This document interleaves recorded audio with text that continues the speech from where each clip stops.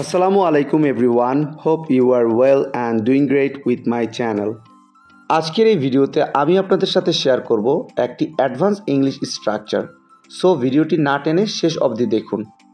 কোনো না কোনোভাবে আমি তোমাকে বিয়ে করব। কোনো না কোনোভাবে সে তোমাকে সাহায্য করবে। কোনো না কোনোভাবে আমরা এখানে আসব। কোনো না কোনোভাবে তারা কাজটি শেষ করবে।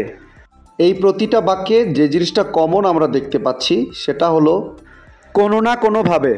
সো যখন আমরা কোনো সেন্টেন্সে কোনো না কোনোভাবে বাক্যটি দেখতে পাবো সেক্ষেত্রে আমাদের ব্যবহার করতে হবে সামহাউ অর দ্য আদার।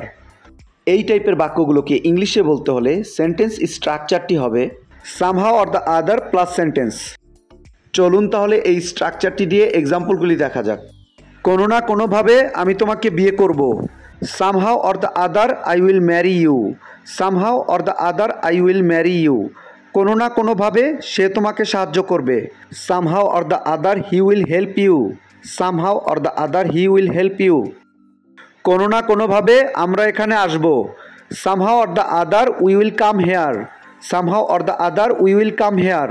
কোনো না কোনোভাবে তারা কাজটি শেষ করবে। Somehow or the other they will finish the work. Somehow or the other they will finish the work.